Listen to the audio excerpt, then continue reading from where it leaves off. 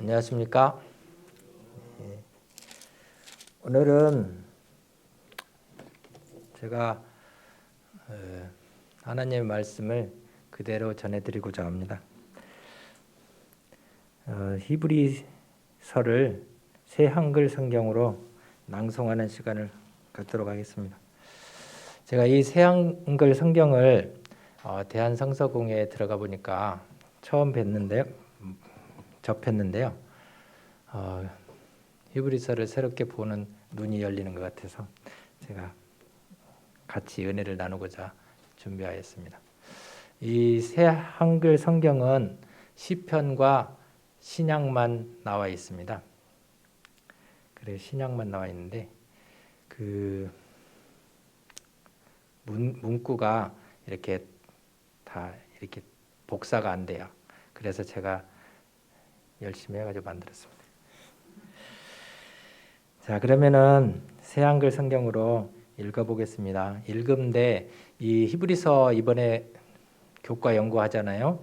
근데 한편의 설교라고 하셨기 때문에 그대로 낭독하면 설교가 될 것 같아서 그 사도 바울의 설교라고 생각하시고 들어주시기 바랍니다. 다양한 곳에서 다양한 방식으로 하나님이 예전에는 조상들에게 예언자들을 통하여 말씀하셨습니다. 이 마지막 때에는 우리에게 아들을 통하여 말씀하셨습니다. 하나님은 그 아들을 만물의 상속자로 삼으셨으며 그 아들을 통하여 세상도 만드셨습니다. 그 아들은 하나님의 영광을 드러내는 광채이시며 하나님의 실상 그대로이십니다. 자기의 능력 있는 말씀으로 만물을 지탱하는 분이십니다. 죄를 깨끗이 씻어내는 일을 하시고서 하늘 높은 곳에서 위대하신 분의 오른쪽에 앉으셨습니다. 그 아들은 천사들하고는 차원이 다른 이름을 물려받으셔서 천사들보다 훨씬 더 뛰어난 분이 되셨습니다. 하나님이 천사들 가운데 누구에게 이렇게 말씀하신 적이 있습니까? 내 아들이야, 너는 내가 오늘 너를 낳았어. 그리고 또 이렇게 말씀하신 적이 있습니까? 나는 그에게 아버지가 될 것이다. 그는 나에게 아들이 될 것이고, 한편 하나님이 하나님의 맞이를 세상 속으로 이끌어 들이실 때에는 이렇게 말씀하십니다. 그에게 하나님의 천사들은 모두 엎드려 절하여라. 천사들에 대하여서는 성경에서 이렇게 말합니다. 하나님은 자기 천사들을 바람으로 자기를 모셔 섬기는 시중꾼들을 불꽃으로 삼으십니다. 그러나 아들에 대해서는 이렇게 말합니다. 주님의 임금자리는 오 하나님 영원하고 영원합니다. 정의의 지팡이가 주님 나라의 지팡이입니다. 주님은 정의를 사랑하시고 불법을 미워하십니다. 이런 까닭에 주님에게 기름 부어 주셨습니다. 하나님 곧 하나님이 큰 즐거움의 기름을 주님의 동료들에게보다 많이 또 이렇게 말합니다. 주님이 처음에 오 주님 땅에 기초를 놓으셨고 주님 손으로 만드신 작품입니다. 바로 이 하늘이. 그것들은 사라지겠지만 주님은 늘 그대로 계십니다. 그것들은 다 옷처럼 낡아질 것입니다. 두르게 옷처럼 주님이 그것들을 둘둘 말아버리실 것이고 옷처럼 그것들은 변해버릴 것입니다. 그러나 주님은 변함없는 분이셔서 주님의 횟수는 끝이 없을 것입니다. 그런데 천사들 가운데 누구한테 하나님이 이렇게 말씀하신 적이 있습니까? 앉아 있어라 내 오른쪽에 내가 그대의 원수들을 그대의 발받침대로 삼을 때까지. 천사들은 모두 다 모셔 섬기는 영들 아닙니까? 장차 구원을 상속받을 사람들을 위해서 섬기도록 보내진 영들 말입니다. 이런 까닭에 우리는 들은 것에 더더욱 관심을 기울여야만 합니다. 그래서 흘러 떠내려가지 않도록 해야 합니다. 천사들을 통해서 하신 말씀이 유효하게 되었습니다. 모든 엇나감과 불순종은 마땅한 대가를 받았습니다. 하물며 우리가 어떻게 피해 달아나겠습니까? 이렇게 엄청난 구원을 대수롭지 않게 여기고서야 말입니다. 이 구원을 처음에 말씀하신 것은 주님이십니다. 그러고는 들은 사람들이 우리한테 이 구원을 믿을만 하다고 굳게 뒷받침해 주었지요. 하나님도 함께 힘껏 증언해 주셨습니다. 여러 징표와 놀라운 일들과 기적과 또 자신의 뜻을 따라 나눠주시는 성령님의 선물들로요. 이런 까닭에 우리는 들은 것에 더더욱 관심을 기울여야만 합니다. 그래서 흘러 떠내려가지 않도록 해야 합니다. 하물며 우리가 어떻게 피해 달아나겠습니까? 이렇게 엄청난 구원을 대수롭지 않게 여기고서야 말입니다. 이 구원을 처음에 말씀해 주신 것은 주님이십니다. 그러고는 들은 사람들이 우리한테 이 구원을 믿을 만하다고 굳게 뒷받침해 주었지요. 하나님도 함께 힘껏 증언해 주셨습니다. 여러 징표와 놀라운 일들과 기적과 또 자신의 뜻을 따라 나눠 주시는 성령님의 선물들로요.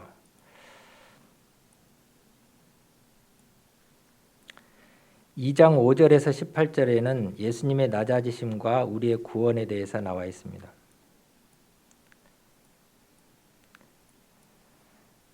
장차 올 세상 곧 우리가 말하고 있는 그 세상을 하나님은 천사들의 지배 아래 두지 않으셨습니다. 어디선가 누군가 힘껏 증언하여 말했습니다. 사람이 무엇이라고 주님이 그를 기억해 주시며 인자가 무엇이라고 주님이 그를 돌보아 주십니까? 주님이 그를 잠시 동안 천사들보다 낮추셨지만 영광과 명예라는 왕관을 씌워주셨습니다. 세상 모든 것을 그의 발 아래에 두셨습니다. 모든 것을 그의 아래에 두실 때에 그의 아래에 있지 않은 것은 아무것도 남겨두지 않으셨습니다. 그러나 지금 우리가 보기에는 아직까지 모든 것이 그의 아래에 굴복한 것은 아닙니다. 우리는 잠시 동안 천사들보다 낮아지신 예수님, 그렇지만 죽음의 고난을 통해서 영광과 명예라는 왕관을 쓰고 계신 예수님을 보고 있습니다. 이렇게 예수님은 하나님의 은혜로 모두를 위해 죽음을 맛보셔야 했던 것입니다. 사람이 무엇이라고 주님이 그를 기억해 주시며 인자가 무엇이라고 주님을 그를 돌보아 주십니까? 사람이 무엇이라고 인자가 무엇이라고 영광과 명예라는 왕관을 씌워 주셨습니다. 우리는 잠시 동안 천사들보다 낮아지신 예수님, 그렇지만 죽음의 고난을 통해서 영광과 명예라는 왕관을 쓰고 계신 예수님을 보고 있습니다. 이렇게 예수님은 하나님의 은혜로 모두를 위해 죽음을 맛보셔야 했던 것입니다.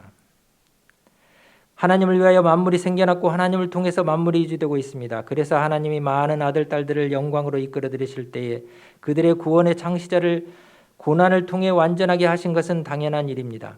거룩하게 해주신 분이나 거룩하게 된 사람들이나 모두 한 분한테서 나왔기 때문입니다. 이런 까닭에 예수님은 그들을 형제 자매라 부르기를 창피하지 않으십니다. 그분은 이렇게 말씀하십니다. 나 널리 알리겠습니다. 주님의 이름을 내 형제 자매들에게 모임 한가운데서 나 주님을 찬송하겠습니다. 또 이렇게도 말씀하십니다. 나는 그분을 굳게 믿겠습니다. 또 이렇게도 말씀하십니다. 보세요 나를요. 또 하나님이 내게 주신 자녀들을요. 만물을 위하여 만물이 생겨났고 하나님을 통해서 만물이 유지되고 있습니다. 그래서 하나님이 많은 아들, 딸들을 영광으로 이끌어 들이실 때에 그들의 구원의 창시자를 고난을 통해 완전하게 하시는 것은 당연한 일입니다. 거룩하게 해주시는 분이나 거룩하게 된 사람들이나 모두 한 분한테서 나왔기 때문입니다. 이런 까닭에 예수님은 그들을 형제 자매라 부르기를 창피해하지 않으십니다. 그분은 이렇게 말씀하십니다. 나 널리 알리겠습니다. 주님의 이름을 내 형제 자매들에게 모임 한가운데서 나 주님을 찬송하겠습니다. 또 이렇게도 말씀하십니다. 나는 그분을 굳게 믿겠습니다. 또 이렇게도 말씀하십니다. 보세요 나를요. 또 하나님이 내게 주신 자녀들을요. 우리가 예수님이 하신 말씀을 반복할 수 있다면 좋겠죠. 그러므로 자녀들이 다 피와 살을 가진 사람이기 때문에 예수님 자신도 그들과 똑같이 피와 살을 함께 지니셨습니다. 그것은 자신의 죽음을 통해 죽음의 힘을 가진 자, 곧 마귀를 없애버리시기 위해서였습니다. 또 누구든 죽음을 두려워해서 사는 동안 내내 종살이에서 벗어나지 못하는 사람들을 자유롭게 풀어주시기 위해서였습니다. 예수님이 관심 갖고 돌보아 주시는 것은 분명 천사들이 아닙니다. 예수님이 관심 갖고 돌보아 주시는 것은 아브라함의 후손입니다. 그래서 예수님은 모든 면에서 형제 자매들과 같아지셔야 했습니다.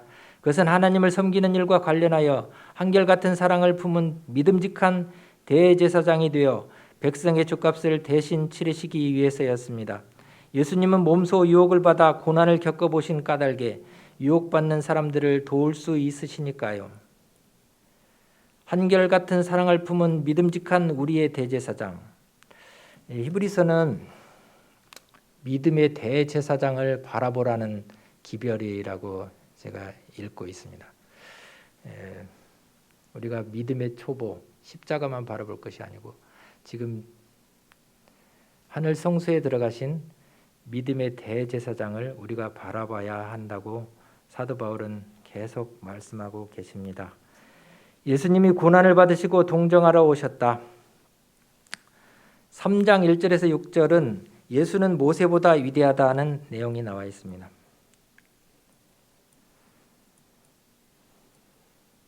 예수님은 가장 큰 자보다도 훨씬 더 크신 분이라는 것입니다.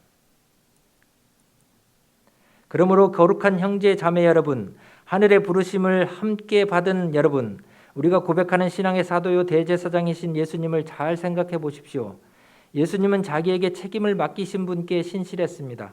모세도 하나님의 온 집에서 그랬던 것처럼요.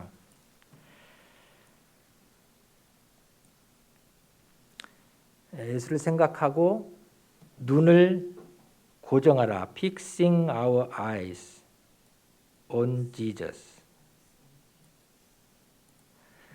그러나 예수님이 모세보다 더 큰 영광을 받으시는 것이 마땅합니다. 집보다 집을 지어 마련하신 이에게 더 큰 명예가 돌아가는 가듯이요. 모든 집은 누군가가 지어서 마련한 것입니다. 그러나 만물을 지어서 마련하신 분은 하나님이십니다. 모세는 하나님의 온 집에서 시중꾼으로 신실했습니다. 앞으로 하나님이 말씀하실 것들을 증언할 시중꾼으로서요. 반면에 그리스도님은 하나님의 집을 맡은 아들로서 신실하셨습니다. 하나님의 집은 바로 우리입니다. 우리가 그 희망을 거리낌 없이 자랑하면서 꿋꿋이 붙잡고 있기만 한다면 말입니다. 반면에 그리스도님은 하나님의 집을 맡은 아들로서 신실하셨습니다. 하나님의 집은 바로 우리입니다. 우리가 그 희망을 거리낌 없이 자랑하면서 꿋꿋이 붙잡고 있기만 한다면 말입니다. 3장 7절에서 19절 그리고 4장 1절에서 11절까지가 중요한 말씀인데요. 배교의 위험과 하나님의 쉼이라는 주제가 나와 있습니다. 당신은 그리스도 안에서 쉬지 못했습니까?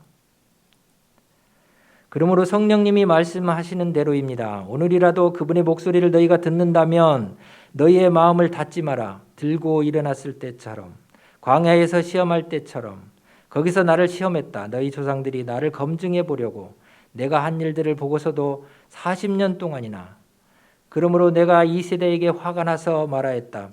그들의 마음이 늘 속아서 헤매고 다닌다. 그들이야말로 알지 못했다. 나의 길들을. 그래서 내가 노여하여 굳게 다짐했다. 그들은 들어오지 못할 것이다. 나의 쉼에.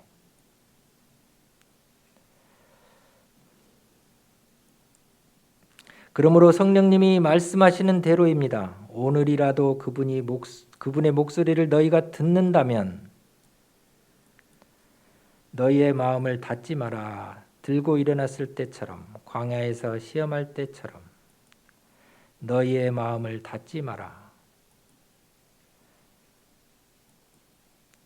조심하십시오. 형제 자매 여러분. 여러분 가운데 누군가가 믿지 않은 악한 마음을 품고서 살아계신 하나님으로부터 떨어져 나가지 않도록 하십시오. 오히려 나날이 서로 용기를 북돋워 주십시오. 오늘이라 불리는 동안에 그렇게 하십시오. 그리하여 여러분 가운데 누군가가 죄의 속임수 때문에 마음이 고집스럽게 되는 일이 없도록 하십시오. 우리는 그리스도님과 함께 동료가 되었으니까요.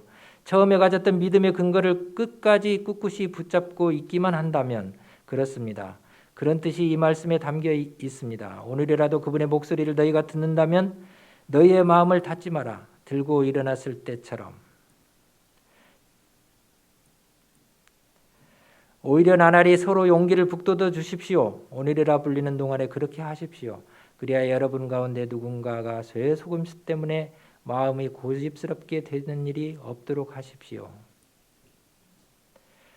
이게 3장 6절 말씀과 3장 14절의 말씀이 계속 끝까지 붙잡고 있으라는 기별이 연결되어 있습니다. 들을 시간이야. 듣고 있으시죠? 듣고서도 들고 일어난 사람들이 누구였습니까? 모세를 지도자로 하여 이집트에서 나온 사람들 모두가 아니었습니까? 하나님이 40년 동안 누구한테 화가 나셨습니까? 죄 지은 사람들한테가 아닙니까? 그들의 죽음이 광야에 널브러졌습니다. 하나님이 누구한테 하나님의 쉼에 들어오지 못할 거라고 맹세하셨습니까? 오직 불순종한 사람들한테 하신 것이 아닙니까? 우리가 보기에 그들이 들어갈 수 없었던 것은 믿지 않았기 때문입니다. 히브리 3장 16절에서 4장 13절은 하나님의 쉼을 경험함이라는 내용이 들어 있습니다.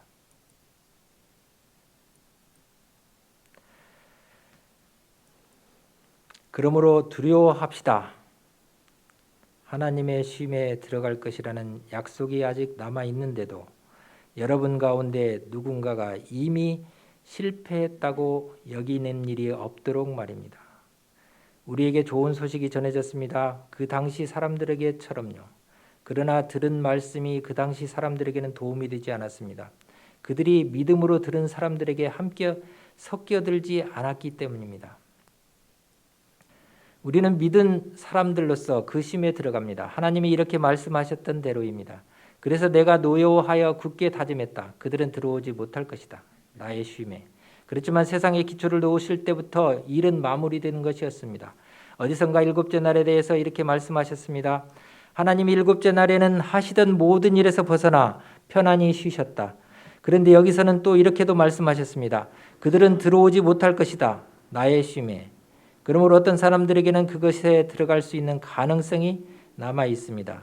이전에 좋은 소식을 들은 사람들이 들어가지 못했던 것은 불순종 때문이었습니다.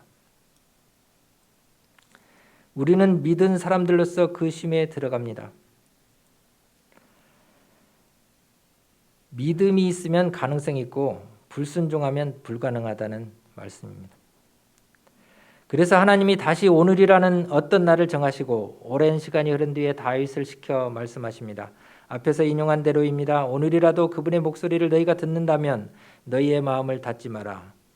이 말씀이 수없이 반복되죠. 듣는다면 너희의 마음을 닫지 마라. 우리가 듣고 있습니까? 참 하나님의 말씀을 들어야 하는데 듣고 있는지 안 듣고 있는지 모를 때가 많습니다. 여호수아가 그들을 편안히 쉬게 해주었다면 그 뒤에 하나님이 다른 어떤 날에 대해 말씀하지 않으셨을 것입니다. 따라서 하나님의 백성에게는 안식일의 쉼이 남아 있습니다. 하나님의 쉼에 들어간 사람은 그 스스로도 자기 일에서 벗어나 편안히 쉬었습니다. 하나님이 하나님의 일에서 벗어나 편안히 쉬신 것처럼요. 믿음의 쉼이 요구됩니다. 그러므로 우리는 저 쉼에 들어가도록 애씁시다. 아무도 똑같은 방식으로 불순종의 본을 따르다가 넘어지는 일이 없도록 합시다. 사실 하나님의 말씀은 살아있고 힘이 있으며 양쪽으로 날이 선 어떤 칼보다 날카롭습니다. 사람 속을 꿰뚫고 들어가서 혼과 영, 관절과 골수를 가르고 마음속 감정과 생각을 판별합니다. 하나님 앞에서 숨겨져 있는 창조물은 없습니다. 모든 것이 하나님 눈앞에 알몸으로 꼼짝없이 드러납니다. 우리는 하나님께 해명해야 합니다.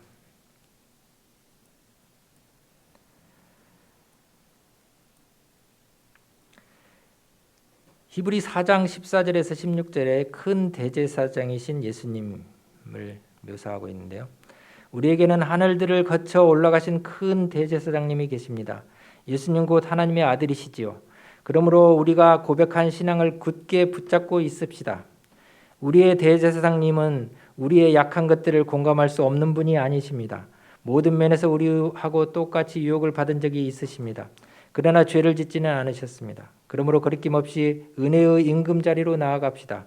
그리하여 한결같은 사랑과 은혜를 받아서 때에 맞는 도움을 얻도록 합시다.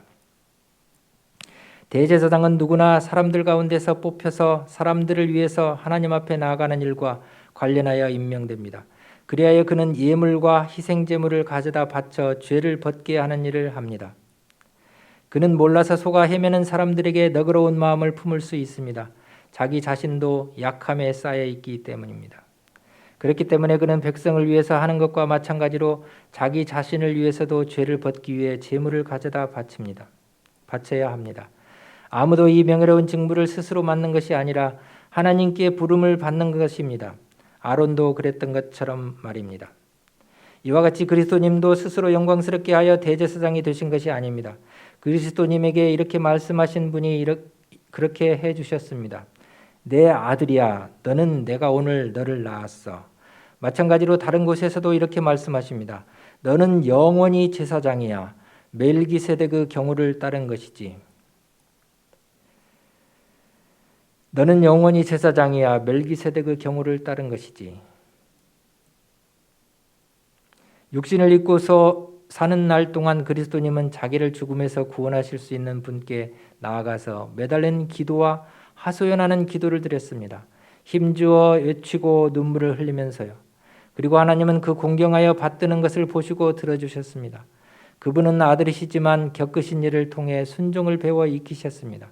그리고 완전하게 되신 뒤에 자기에게 순종하는 모든 사람들에게 영원한 구원을 가져다 주시는 근거가 되셨습니다. 멜기세덱의 경우를 따라 하나님에게서 대제사장의 임명을 받으셨습니다. 그리스도는 영원한 구원을 가져다 주시는 근거가 되셨습니다. 멜기세덱의 경우를 따라 하나님에게서 대제사장으로 임명을 받으셨습니다. 젖먹이가 되지 말라. 여러분은 젖먹입니까? 단단한 음식을 잘 먹는 성도입니까? 이에 대해서 우리가 할 말이 많은데 이게 지금 멜기세덱의 반차를 따라 임명된 대제사장에 대한 의미를 너무 모른다는 것으로 사도 바울은 말하고 있거든요. 우리가 할 말이 많은데 설명하여 말하기가 어렵습니다. 여러분이 듣는 것에 둔해져 있기 때문입니다. 흘러간 시간으로 볼 때 여러분은 가르치는 사람이 되어야 마땅합니다. 그런데 다시 누군가가 여러분에게 하나님의 말씀의 초보 원리들을 가르칠 필요가 있는 형편입니다. 여러분은 단단한 음식이 아니라 젖이 필요한 사람들이 되었습니다. 젖을 먹고 사는 사람은 모두 올바름에 관한 말씀을 경험하지 못한 사람입니다. 어린아이이기 때문입니다. 반면에 단단한 음식은 완전히 자라는 어른들의 것입니다.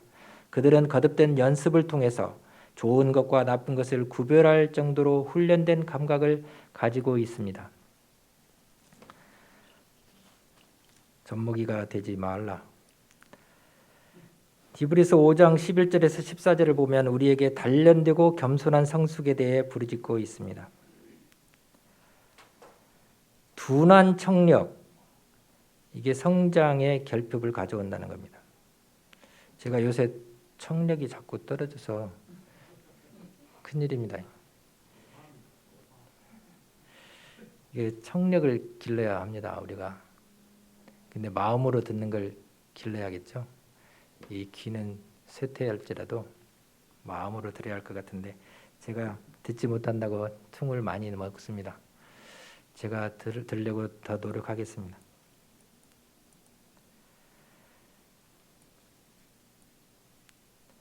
배교를 향한 첫걸음은 듣는 것이 둔해지는 것이다. 이 말씀이 정말 마음에 와닿는 것 같습니다. 훈계하는 자에게는 그러므로 너희는 어떻게 듣는지 주의하여라. 누가복음 8장 18절.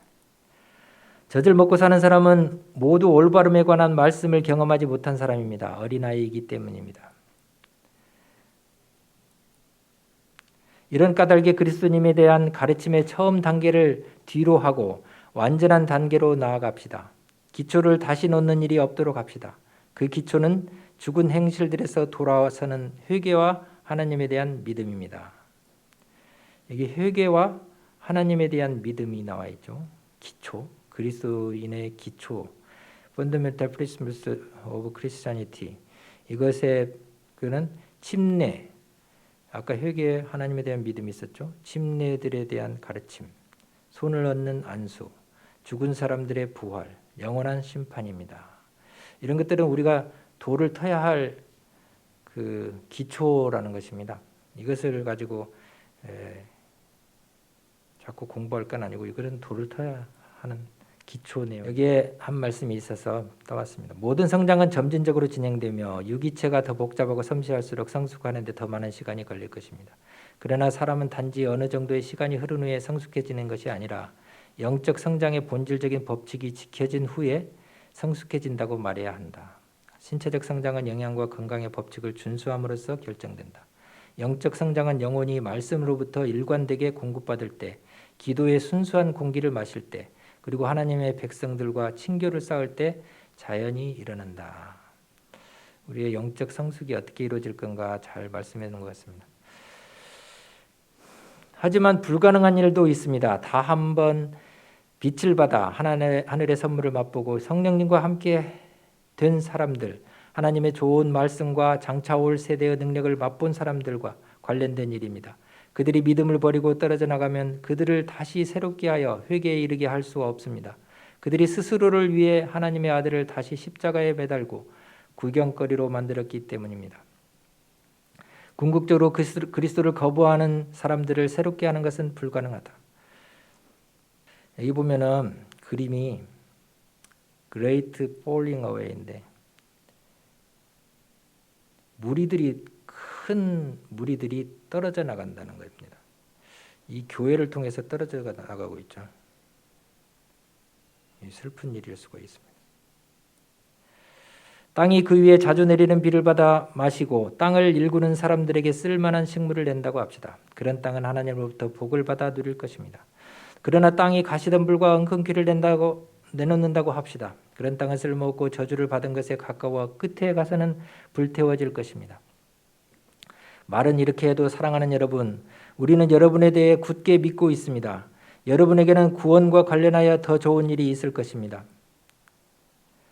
하나님은 불의한 분이 아니셔서 여러분이 한 일과 하나님의 이름을 위하여 여러분이 나타내 보인 사랑을 잊지 않으실 테니까요. 여러분은 성도들을 섬겼고 지금도 섬기고 있습니다. 기다려요. 하나님은 그가 무엇을 하고 있는지 아십니다. 우리가 간절히 바라는 것은 여러분이 저마다 똑같은 열의를 나타내 보여 희망의 확실함을 끝까지 간직하는 것입니다. 여러분은 게으른 사람이 되지 않도록 하십시오. 도리어 믿음과 참을성으로 약속들을 상속받는 사람들을 그대로 따라하는 사람이 되도록 하십시오. 히브리 6장 13절에서 20절, 이 히브리 지금 교과 공부의 중앙부라고 할 수 있는데 이것이 교과의 핵심이라고 했죠. 앵커를 찾아보니까 앵커도 나오고 뭐 이러대요. 그 아나운서 앵커도 앵커. 그러니까 중심인가 봐요, 앵커가. 희망의 닷. 예수님은 더 위대하시다. 믿을 수 있는 약속과 믿을 수 있는 하나님. 아브라함에게 하나님이 약속하실 때 걸고 맹세할 더 큰 이가 없어서 스스로에게 걸고 맹세하셨습니다. 하나님이 이렇게 말씀하셨습니다. 내가 너를 복주고 복줄 것이다. 또 수가 늘어나고 늘어나기도 할 것이다. 이렇게 아브라함은 참고 기다린 뒤에 약속하신 것을 얻었습니다.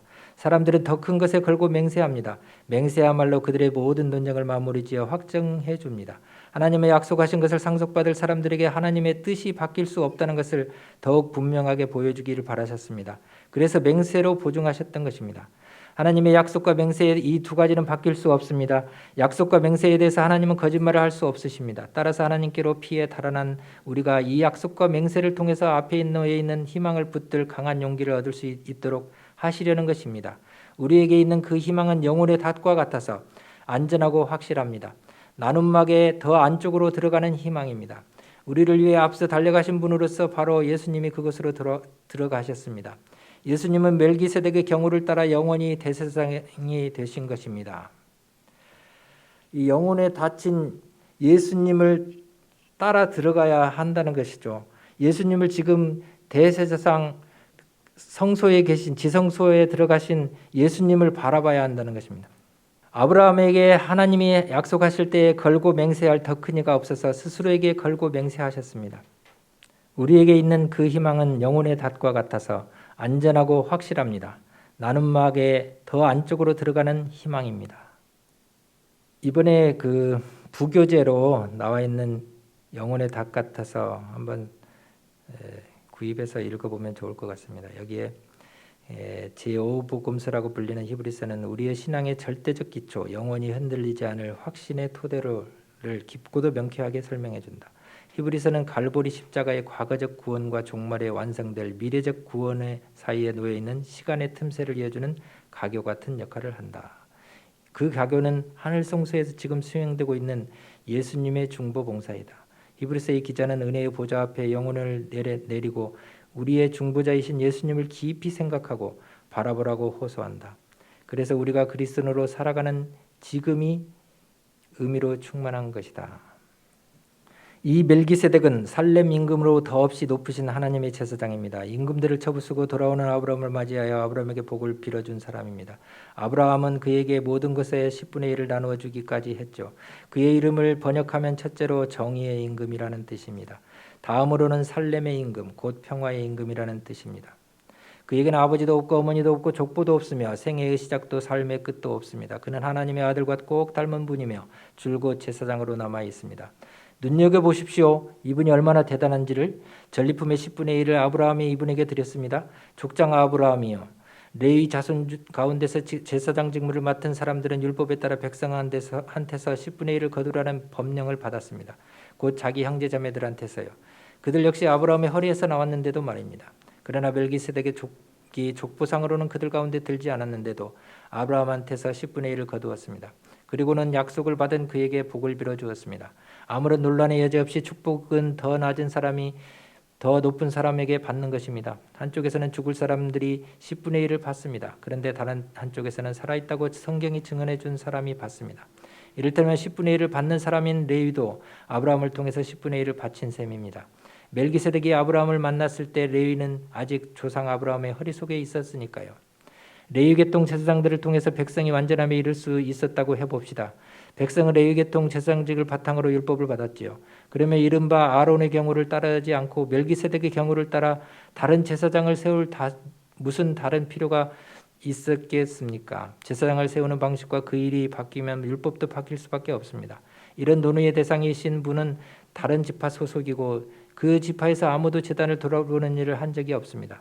우리 주님이 유다 지파에서 나셨다는 것은 분명합니다. 그런데 모세가 제사장들에 대해 말할 때 유다 지파를 두고서는 아무 말도 하지 않았습니다. 이 점이 더더욱 아주 분명해집니다. 멜기세덱과 닮은 꼴로 다른 제사장이 세워진 걸 보면 그렇습니다. 그분이 제사장이 되신 것은 육신의 혈통과 관련된 율법의 계명을 따른 것이 아닙니다. 오히려 없애버릴 수 없는 생명의 능력을 따른 것입니다. 성경이 이렇게 증언하기 때문입니다. 너는 영원히 제사장이야. 멜기세덱의 경우를 따른 것이지. 전에 있던 계명이 없어지는 것은 그것이 무력하고 무익하기 때문입니다. 사실 율법은 아무것도 완전하게 하지 못했습니다. 그래서 하나님은 더 나은 희망을 가져오셨고 우리는 그 희망을 통해 하나님께 가까이 나아갑니다. 이 일은 맹세 없이 된 것이 아니라는 점에서 차이가 큽니다. 레위 자손들은 맹세 없이 제사장이 되었습니다. 그러나 예수님은 자신에게 이렇게 말씀해 주신 분을 통해서 맹세와 더불어 제사장이 되셨습니다. 주님이 맹세하셨다. 그러니 주님 마음은 바뀌지 않을 것이다. 너는 영원히 제사장이다. 그만큼 강력하게 예수님이야말로 더 좋은 언약을 보증해 주시는 분이 되셨습니다. 한편에서는 매우 많은 수의 사람들이 제사장이 되었습니다. 죽음에 가로막혀 계속 제사장으로 남아 있을 수 없었기 때문입니다. 다른 한편 예수님은 영원히 남아 계시기 때문에 변함없이 제사장직을 맡아 보십니다. 따라서 예수님은 자신을 통해 하나님께 나오는 사람들을 아주 완전하게 구원하실 수 있습니다. 예수님은 언제나 살아계셔서 그들을 위해 대신 간청해 주십니다. 이런 대제사장이야말로 우리에게 어울리는 분이셨습니다. 그분은 고결하고 잘못이 없고 더럽혀지지 않은 분이십니다. 죄인들과 따로 구별되고 하늘보다 더 높아지신 분이십니다. 그분은 날마다 여느 대제사장들처럼 할 필요가 없습니다. 그들은 먼저 자신들의 죄를 위해 그 다음에 백성의 죄를 위해 희생제물을 올려드립니다. 그런데 이 일을 그분은 스스로를 희생제물로 올려드리셔서 단 한 번에 해주셨으니까요. 율법은 약점이 있는 사람들을 대제사장으로 세웁니다. 그러나 율법이 생긴 뒤에 하신 맹세의 말씀은 영원히 완전하게 되신 아들을 대제사장으로 세웁니다. 그에게는 아버지도 없고 어머니도 없고 족보도 없고 생애의 시작도 삶의 끝도 없습니다. 그는 하나님의 아들과 꼭 닮은 분이며 줄곧 제사장으로 남아 있습니다. 아론과 그리스도를 비교해 놨는데요. 예수님은 멜기세덱의 경우를 따른 제사장이라는 거죠. 여기에 잘 정리되어 있는 것 같아서 제가 가졌는데요. 아브라함, 멜기세덱. 너는 영원히 제사장이야. 멜기세덱의 경우를 따른 것이지. 이렇게 이제 상징과 그림자의 종말. 이게 제사장직, 율법 이런 것들은 이게 끝나죠. 여기서 보좌, 다윗. 왕은 계속 이어지면서 제사장이 이어지고 예수님은 하늘의 법을 보좌, 하늘 보좌의 우편에 앉으셨죠. 그리고 제사장직을 지금 행하시고 계시죠. 이걸 잘 정리해 놓은 것 같습니다. 사실 율법은 아무것도 완전하게 하지 못했습니다. 그만큼 강력하게 예수님이야말로 더 좋은 언약을 보증해 주시는 분이 되셨습니다. 다른 한편 예수님은 영원히 남아 계시기 때문에 변함없이 제사장직을 맡아보십니다. 따라서 예수님은 자신을 통해 하나님께 나오는 사람들을 아주 완전하게 구원하실 수 있습니다. 7장 26절 예수 그리스도는 우리의 대제사장. 아까 나와 있는데 고결하고 잘못이 없고 더럽혀지지 않은 죄인들과 따로 구별되고 하늘보다 더 높아지신 분이라는 것입니다. 지금까지 한 말을 간추리자면 우리에게 이런 대제사장이 계시다는 것입니다. 그 대제사장은 하늘에서 위대하신 분의 임금자리에 오른쪽에 앉으신 분입니다. 그분은 거룩한 곳 참된 천막에서 모셔 섬기는 분입니다. 그 천막은 사람이 아니라 주님이 세우신 것입니다. 대제사장은 모두 예물과 희생제물을 가져다 바치는 일을 하도록 임명을 받았습니다. 그래서 가져다 바칠 무언가가 이 대제사장에게도 꼭 있어야 합니다. 예수님이 지상에 계시다면 제사장이 되지 못할 것입니다. 지상에는 율법에 따라 예물을 가져다 바치는 사람들이 있기 때문입니다. 그들이 섬겨 예배한 곳은 하늘에 있는 것들의 모형과 그림자입니다. 그것은 천막 짓는 일을 완성하려 할 때 모세가 지시를 받은 대로 만들어진 곳입니다. 잘 봐두어라 하나님이 말씀하십니다. 그리고 모든 것을 만들 때 내가 산에서 너에게 보여준 본을 따라서 만들어라. 그러나 이제 예수님은 차원이 다른 제사장 일을 맡아보게 되셨습니다. 더 좋은 약속들의 기초에서 법으로 정해진 더 좋은 언약의 중보자이시기 때문입니다. 저 첫 번째 언약이 나무랄 데가 없었다면 두 번째 언약을 자리를 찾을 까닭이 없었을 것입니다. 하나님이 이스라엘 백성들을 나무라시며 말씀하십니다. 자, 이런 때가 다가온다. 주님이 말씀하십니다. 내가 체결하겠다. 이스라엘 지방과 또 유다 지방과 더불어 새 언약을. 이 새 언약은 내가 그들의 조상들과 맺었던 언약과 같지 않다. 내가 그 조상들의 손을 잡고 이집트 땅에서 이끌어내던 날에 맺었던 언약과는 그들이 나와 맺은 언약 안에서 머물러 있지 않았으므로 나도 역시 그들을 거들떠보지 않았다. 주님이 말씀하십니다. 그때가 지난 뒤에 내가 이스라엘 집안에게 할 언약은 이것이다. 주님이 말씀하십니다. 내가 내 율법들을 그들의 생각 속에 넣어주고 그들의 마음에 그것들을 새겨줄 것이다. 내가 그들에게 하나님이 되고 그들은 나에게 백성이 될 것이다. 그들은 결코 서로 가르치지 않을 것이다. 저마다 자기 이웃 시민한테든 저마다 자기 형제 자매한테든 주님을 알게나 하고 말하지 않을 것이다. 그들이 모두 나를 알 것이기 때문이다.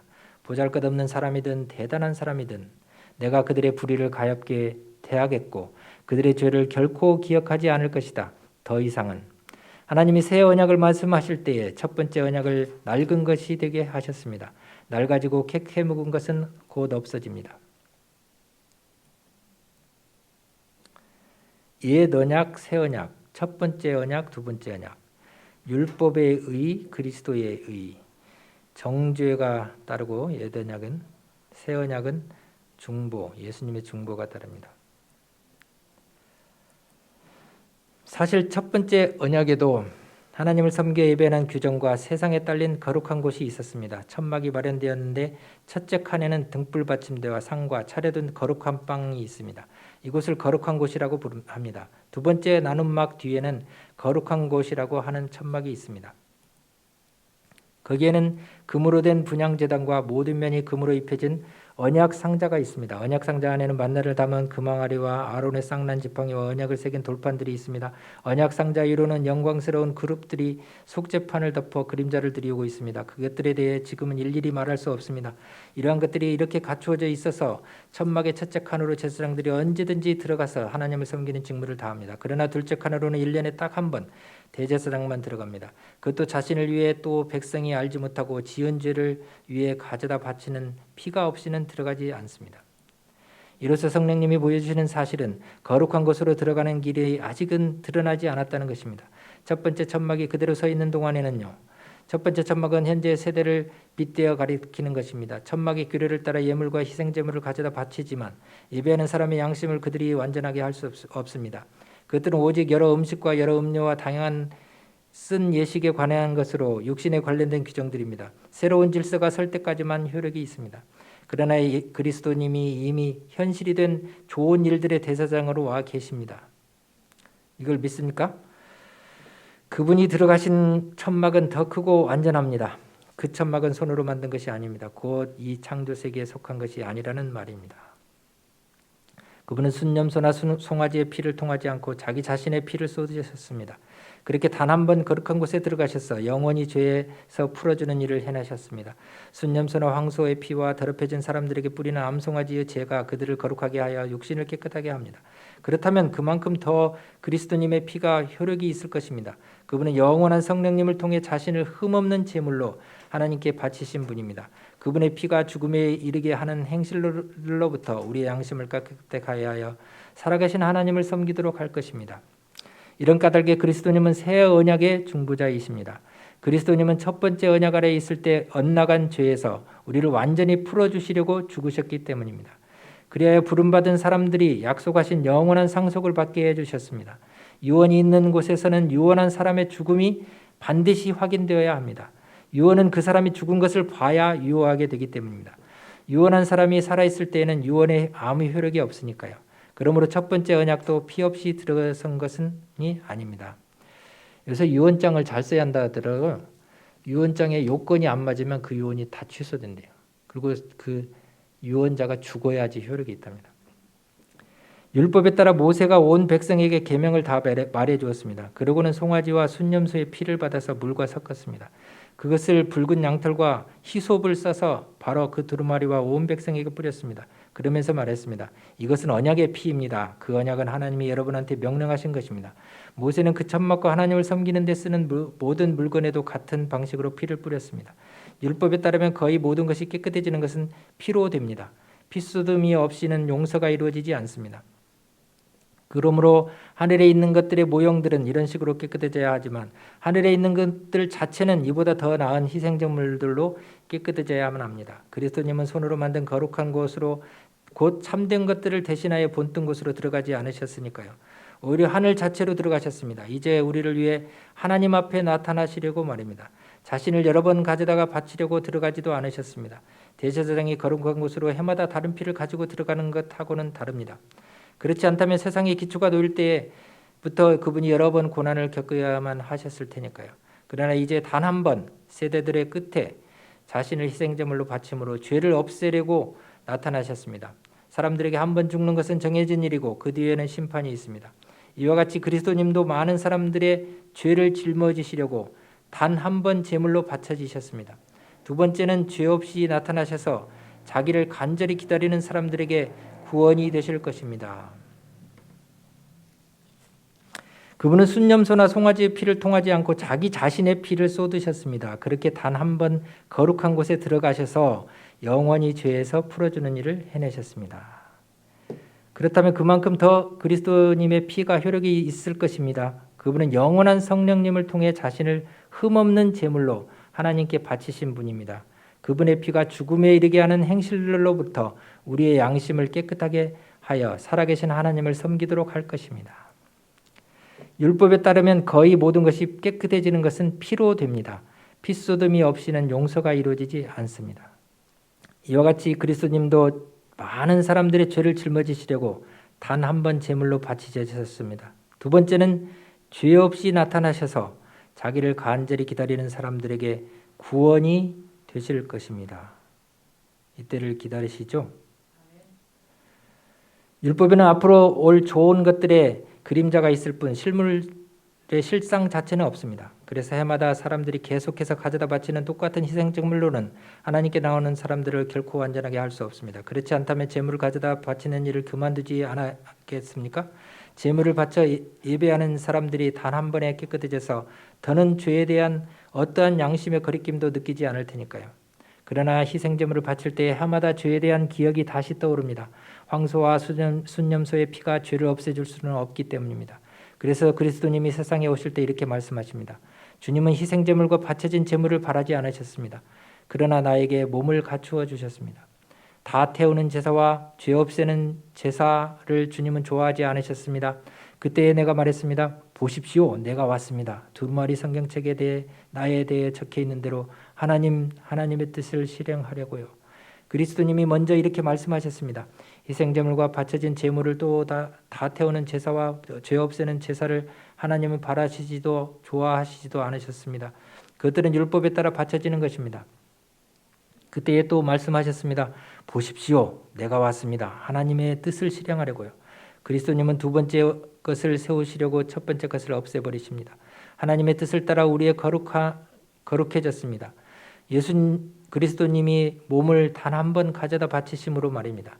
모든 제사장은 날마다 서서 섬기는 직무를 수행합니다. 똑같은 희생제물을 여러 번 가져다 바칩니다.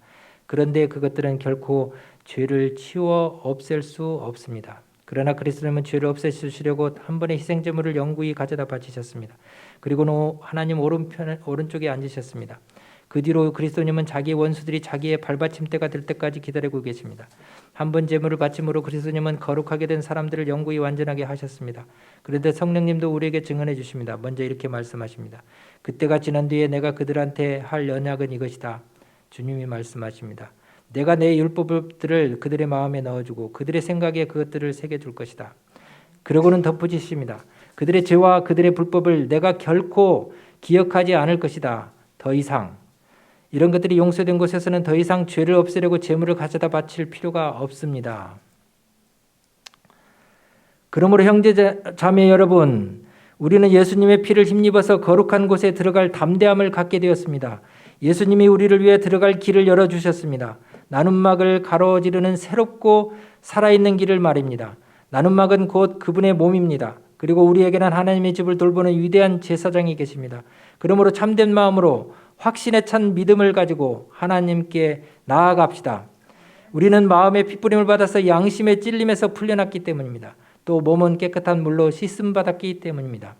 우리가 고백하는 희망을 흔들림 없이 굳게 붙잡읍시다. 약속하신 분은 신실한 분이시기 때문입니다.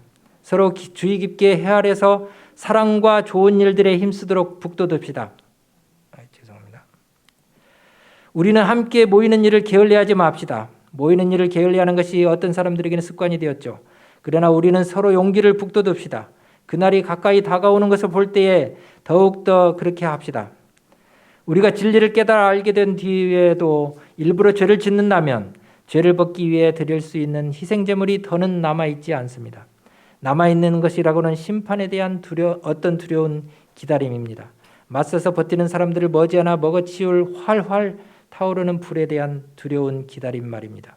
어떤 사람이 모세의 율법을 무시했을 경우 두세 명의 증인이 있으면 그는 애처롭게 여김받지 못하고 죽습니다. 하물며 여러분이 보기에는 하나님의 아들을 짓밟은 사람이 얼마나 더 심한 벌을 받아야 마땅하겠습니까? 자기를 거룩하게 해준 언약의 피를 거룩하지 않다고 여기고 은혜의 성령님을 함부로 모욕하는 사람이 말입니다. 우리가 이렇게 말씀하신 분을 알고 있잖아요. 안 갚으면 나의 일, 바로 내가 되갚아 줄 것이다. 또 주님이 자기 백성을 심판하실 것이다. 살아계신 하나님의 손안에 떨어지는 것은 두려운 일입니다. 지난 날들을 떠올려 보십시오. 그때 여러분은 빛의 비침을 받은 뒤로 고난의 싸움을 많이 견뎌냈습니다.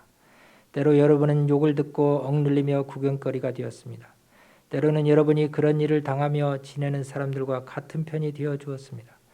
여러분은 갇힌 사람들과 고통을 함께 나누었습니다. 여러분이 재산을 빼앗기더라도 그런 일을 기쁨으로 받아들였습니다. 여러분에게 더 나은 재산, 계속 남아있을 재산이 있다는 것을 알았기 때문입니다. 그러므로 여러분의 그 확신을 내버리지 마십시오. 그 확신에는 큰 보상이 따릅니다. 여러분에게는 지금 필요한 것은 견딤입니다.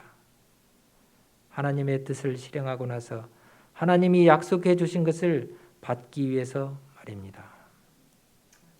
이제 조금 있으면, 아주 조금 있으면 올리가 올 것이다. 시간 끌지 않을 것이다. 그러나 나의 의인은 믿음의 기초에서 살 것이다. 또 그가 움츠러들면 내 마음이 그를 좋아하지 않을 것이다. 우리는 움츠러들어서 망할 사람이 아니라 믿음을 지켜서 목숨을 유지할 사람들입니다. 새롭고 살아있는 길을 열어주셨습니다. 우리가 고백하는 희망을 흔들림 없이 굳게 붙잡읍시다. 약속하신 분은 신실한 분이시기 때문입니다. 그러므로 여러분의 그 확신을 내버리지 마십시오. 그 확신에는 큰 보상이 따릅니다. 믿음은 우리가 희망하는 것들을 현실이 되게 합니다. 우리가 보지 못하는 것들을 증명합니다. 이 믿음 때문에 옛사람들이 좋은 평판을 얻었습니다. 믿음으로 우리는 우주가 하나님의 말씀으로 지었다는 것을 이해합니다. 그러니까 보이는 것들은 나타나 보이는 것들에서 생겨난 것이 아닙니다. 믿음으로 아벨은 에녹은 여기는 넘어가겠습니다. 잘 아시죠? 이 사람들은 모두 믿음을 통해 좋은 평판을 얻었습니다. 그러나 약속해 주신 것을 받지는 못했습니다. 하나님은 우리를 위해 뭔가 더 좋은 것을 내다보고 계셨습니다. 그래서 우리 없이는 그들이 완전해지지 않도록 하셨던 것입니다. 믿음은 우리가 희망하는 것들을 현실이 되게 합니다. 우리가 보지 못하는 것들을 증명합니다. 이 사람들은 모두 믿음을 통해 좋은 평판을 얻었습니다. 그렇죠? 그러나 약속해 주신 것을 받지는 못했습니다. 그래서 우리가 필요한 거죠. 하나님은 우리를 위해 뭔가 더 좋은 것을 내다보고 계셨습니다. 그래서 우리 없이는 그들이 완전해지지 않도록 하셨던 것입니다. 우리가 완전해지도록 하는데 동참하시겠습니까? 그러므로 구름대같이 엄청나게 많은 증인들이 우리를 둘러싸고 있으니 우리도 방해되는 무거운 것을 다 떨쳐내버립시다. 쉽게 달라붙는 죄도요. 견뎌내면서 우리 앞에 놓인 경기의 다름질을 달려갑시다. 죄가 쉽게 달라붙나요? 조용기 목사님 그 설교 들으니까 떨어져 나가 이렇게 기도하더라고요. 그 예수님은 자꾸 죄가 자꾸 달라붙나 봐요 이게. 그러니까 떨어져 나가라고 기도를 자꾸 해야 할 것 같아요. 우리를 맨 처음 믿음으로 이끌어 들이시고 또 완전하게 하신 분인 예수님께로 눈길을 고정합시다. 예수님은 자기 앞에 놓인 즐거움 때문에 창피스러움을 가볍게 여기시고 십자가를 견뎌내셨습니다. 그러고는 하나님의 임금자리 오른쪽에 앉으셨습니다. 죄인들이 이렇게 자신에게 맞선 것을 견뎌내신 분을 곰곰이 생각하십시오. 그러면 여러분 마음이 지쳐서 상하는 일이 없게 될 것입니다. 여러분은 아직 죄에 맞서 싸울 때에 피를 흘리기까지 맞서지는 않았습니다. 또 여러분은 하나님의 아들, 딸들에게 하듯 여러분에게 건네시는 권위의 말씀을 완전히 잊어버렸습니다. 나의 아들, 딸들아, 주님의 훈계를 가볍게 여기지 마라. 그분께 꾸지람 들을 때 마음 상하지도 마라. 주님은 사랑하시는 사람을 훈계하시고 곁으로 받아들이시는 아들, 딸마다 채찍질을 하신다. 훈계를 받으면서 배우는 것이 있도록 견뎌내십시오. 하나님이 여러분을 아들, 딸로 대하고 계신 것입니다. 아버지가 훈계하지 않은 아들, 딸이 어디 있습니까? 모두가 함께 받는 훈계를 여러분이 받지 않는다면 여러분은 혼의 자식이지 아들, 딸이 아닙니다. 게다가 우리에게는 우리를 훈계하시는 육신의 아버지가 계시고 우리는 그분들을 존중하고 있습니다. 그렇다면 훨씬 더 우리는 영들의 아버지 아래에 있어야 할 것 아닙니까? 그리하여 생명을 누려야 할 것 아닙니까? 육신의 아버지들은 일정한 기간 동안 자기들에게 옳게 보이는 것에 따라 훈계했습니다. 그러나 영들의 아버지는 우리에게 도움이 되도록 그렇게 하십니다. 우리가 그분의 거룩함에 함께 참여하도록 하려는 것입니다. 훈계는 다 그 당시에는 즐거운 일이 아니라 괴로운 일로 생각됩니다. 그러나 시간이 지난 뒤에는 그것을 통해 훈련받은 사람들에게 평화로운 의의 열매를 되돌려 줍니다. 따라서 여러분은 축 늘어진 손과 후들거리는 무릎을 꼿꼿이 세우십시오. 곧은 길로 걸어가십시오. 그래야 절룩거리는 다리가 접질리지 않고 오히려 낫게 하십시오. 모든 사람과 평화롭게 지내기를 추구하십시오. 또 거룩함을 추구하십시오. 거룩함 없이는 아무도 주님을 뵙지 못할 것입니다. 잘 살펴서 아무도 하나님의 은혜에서 떨어져 나가지 않도록 하십시오. 쓴 열매를 맺는 뿌리가 자라나서 문제를 만들어 그것 때문에 많은 사람들이 더럽혀지는 일이 없도록 하십시오. 여러분이 나아가서 다다른 곳은 더듬어 만져볼 수 있는 곳이나 타오르는 불 앞이 아닙니다. 깊은 어둠이나 캄캄한 곳이나 회오리바람 앞도 아닙니다. 나팔소리가 울리는 곳이나 말소리가 웅웅거리는 곳도 아닙니다. 그 말소리를 들은 사람은 말씀이 자기들에게 더는 들리지 않게 해달라고 요청했습니다. 그들이 이렇게 명령받은 것을 견뎌내지 못했기 때문입니다. 비록 짐승이라도 그 산에 닿으면 돌에 맞아 죽을 것이다. 그 장면이 이처럼 두려웠습니다. 그래서 모세가 이렇게 말했습니다. 나는 매우 겁이 난다. 떨린다. 그러나 여러분이 나아가서 다다른 곳은 시온산, 곧 살아계신 하나님의 도시입니다. 하늘의 예루살렘입니다. 또 셀 수 없이 많은 천사들이 있는 곳, 잔치자리입니다. 하늘에 등록된 마지들의 모임입니다. 또 모든 것의 심판자이신 하나님이 계시고 완전하게 된 의인들의 영들이 있는 곳입니다. 새 언약의 중보자이신 예수님이 계시고 예수님이 뿌리신 피, 곧 아벨의 피보다 더 낫게 말하는 피가 있는 곳입니다. 조심하십시오. 여러분에게 말씀하시는 분을 거부하지 마십시오.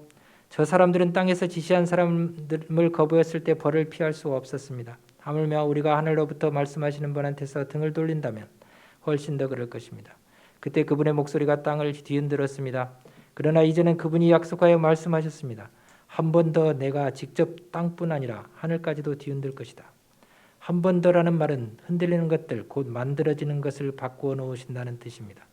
그것은 흔들리지 않는 것들이 남아있도록 하시기 위해서입니다. 따라서 우리가 흔들리지 않는 나라를 넘겨받는 것이니 감사를 드립시다. 이렇게 하여 잘 공경하여 받들고 삶과 두려움으로 하나님의 마음에 들게 하나님을 섬겨 예배합시다. 우리 하나님은 집어삼키는 불이시기 때문입니다.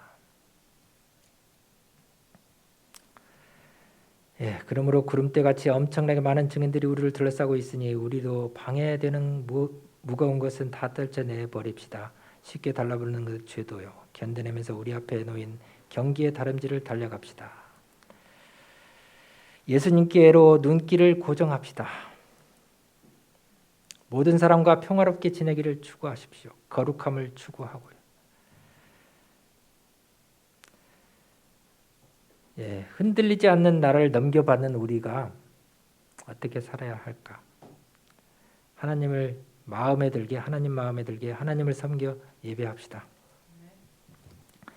마지막 장에 왔네요. 형제자매 사이의 사랑이 계속되게 하시기 바랍니다. 낯선 손님 대접하기를 등한히 하지 마십시오. 이를 통해 어떤 사람들은 자기도 모르게 천사들을 손님으로 대접했습니다. 감옥에 갇힌 사람들을 여러분도 함께 갇혔다는 심정으로 기억해 주십시오. 학대당하는 사람들을 여러분 자신들이 몸으로 겪고 있다는 심정으로 기억해 주십시오. 결혼은 모든 면에서 귀하게 여겨져야 합니다. 돈에 목을 매지 않는 태도로 살아야 합니다. 지금 있는 것들로 만족해야 합니다. 하나님이 친히 이렇게 말씀하셨기 때문입니다. 내가 너를 절대로 떠나지 않고 너를 절대로 버려두지 않을 것이다. 그래서 우리는 용감하게 말할 수 있습니다. 주님이 나를 돕는 분이시다. 그러니 나는 두려워하지 않겠다. 사람이 나에게 무슨 짓을 할 수 있겠어? 여러분을 이끄는 분들을 잘 기억해 두십시오. 그들이 여러분에게 하나님의 말씀을 전해주었습니다. 그들이 살아온 삶의 결과가 어떠한지를 꼼꼼히 살펴보면서 그 믿음을 본받으십시오. 예수 그리스도님은 어제나 오늘이나 똑같은 분이십니다. 영원토록 그리야 하십니다. 여러 가지 낯선 가르침에 이끌려 엇나가지 마십시오. 여러분의 마음은 음식 규정들이 아니라 은혜로 굳건해지는 것이니까요. 음식 규정들에 신경 쓰며 사는 사람들은 이로움을 얻지 못했습니다. 우리에게 제단이 하나 있는데 천막에서 섬겨 예배하는 사람들은 우리의 제단에서 나오는 것을 먹을 권한이 없습니다. 오히려 대제사장이 죄벗는 일을 위해 짐승들의 피를 거룩한 곳으로 가져가지만 짐승들의 몸은 진영 밖에서 완전히 태웁니다. 따라서 예수님도 자기 자신의 피를 통해 백성을 거룩하게 하시려고 성문 밖에서 고난을 겪으셨습니다. 그러므로 이제 우리가 그분에게로 진영 밖으로 나갑시다. 그분이 받으셔야 했던 치욕을 우리도 짊어집시다. 사실 여기에는 끝까지 남아 있을 도시가 우리에게 없으니까요. 우리는 장차 올 도시를 애타게 찾고 있습니다. 그러므로 예수님을 통해서 찬양의 희생제사를 하나님께 늘 올려드립시다. 곧 그분의 이름을 인정하는 입술의 열매를 말입니다. 좋은 일을 하는 것과 함께 나누는 것을 등한히 하지 마십시오. 이런 희생제사를 하나님은 마음에 들어 하시니까요. 여러분을 이끄는 사람들을 잘 따르고 그 지위를 인정하십시오. 그들이야말로 여러분에게 대해 책임지고 하나님께 설명해야 할 사람인 것처럼 깨어서 여러분의 영혼을 돌보기 때문입니다. 그들이 기뻐하며 이 일을 하게 하고 한숨 짓게 하지 마십시오. 이것이 여러분에게 이득될 것이 없으니까요. 우리를 위해 기도해 주십시오. 우리가 확신하는데 우리는 순수한 양심을 지니고 있고 모든 면에서 바른 몸가짐으로 살아가기를 바라고 있기 때문입니다. 특히 이것을 꼭 좀 부탁합니다. 내가 빨리 여러분에게 돌아갈 수 있도록 기도해 주십시오. 형제자매 여러분, 여러분에게 제발 부탁입니다. 이 권유의 말씀을 참고 들어주십시오. 내가 간단히 여러분에게 썼습니다. 그동안 참고 들어주셔서 감사합니다. 여러분을 이끄는 사람들 모두와 성도들 모두에게 안부를 전해주십시오. 은혜가 여러분 모두와 함께 하기를 빕니다. 아멘. 내가 너를 절대로 떠나지 않고 너를 절대로 버려두지 않을 것이라고 약속하시는 주님을 굳게 의지하고 예수 그리스도님은 어제나 오늘이라 똑같은 분이시라는 사실을 영원토록 그러하시다는 사실을 기억하고 예수님께 늘 찬양과 찬양의 희생 제사를 드리는 저와 여러분이 되기를 간절히 바라면서 말씀 마치겠습니다. 감사합니다.